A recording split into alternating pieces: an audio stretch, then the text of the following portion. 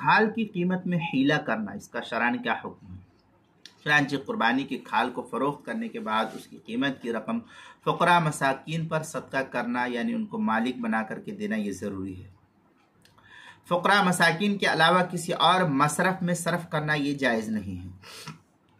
اگر شدید مجبوری کی صورت میں ایسی رقم کو کسی اور مصرف میں خرچ کرنے کی ضرورت پڑ گئی ہے انسان کو، تو پھر اس کے لیے کوئی حیلہ بہانہ کرنا یا تملیک کرنا یہ جائز ہے، ضروری ہوگا۔ اور حیلے کی صورت عام طور پر فقہا یہ لکھتے ہیں کہ کھال فروخت کرنے کے بعد جو رقم حاصل ہوگی وہ رقم کسی مسکین یا فقیر کو دے کر کے مکمل طور پر اس کو مالک بنا دینا ہے، یا پھر اس سے کہا جائے گا کہ آپ اپنی طرف سے اس رقم کو، مثلا کوئی مدرسہ ہے یا مسجد ہے یا کوئی تعمیری کام چل رہا ہے، یا مدارس کے اندر اساتذہ کرام کے کمرے کی تعمیر وغیرہ ہوتی ہے، یا کسی کو تنخواہ وغیرہ دینا ہے، تو اس کے اندر آپ دے دیجئے، حالانکہ ایسا ہوتا نہیں ہے، جس کو آپ دیے وہ خود ہی رکھ لیتا ہے۔ تو یہ زور زبردستی ہوتی ہے، لوگ دباؤ ڈال کر کے جو ہے اس سے لیتے ہیں، تو اس سے تملیک نہیں ہوتی ہے۔ لیکن اگر کوئی شخص ایسا کر دے کہ مسجد کی تعمیر ہو رہی ہے، مدرسے کی تعمیر ہو رہی ہے، اساتذہ کرام کی تنخواہ وغیرہ جو مدارس میں پڑھاتے ہیں ان کو دینا ہے، پیسہ کم پڑ رہا ہے، اور وہ اپنی خوش دلی سے اس کو دے دے، تو اس رقم کو مسجد، مدرسہ یا اساتذہ کرام کی تنخواہ وغیرہ میں دینا اور خرچ کرنا جائز اور درست ہوگا۔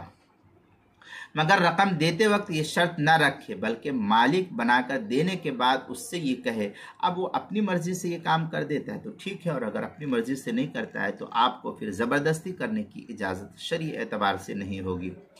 دوسری صورت یہ کہ اگر قربانی کرنے والے نے قربانی کی کھال کسی فقیر مستحق آدمی کو دے دی، اور وہ شخص جس کو کھال دی ہے کھال کو فروخت کر کے کسی پڑھانے والے استاد کو تنخواہ میں دے دیا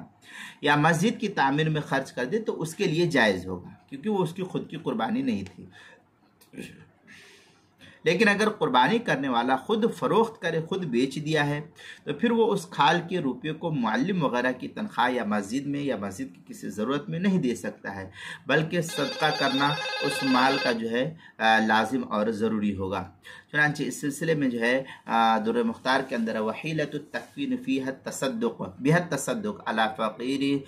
ثم هو یکفن فیکون الثواب لہما، اس طریقے کے عبارت در مختار الشامی جلد نمبر 2 صفحہ نمبر 271 اور 345، البحر الرائق جلد نمبر 2 صفحہ نمبر 243، باب المصرف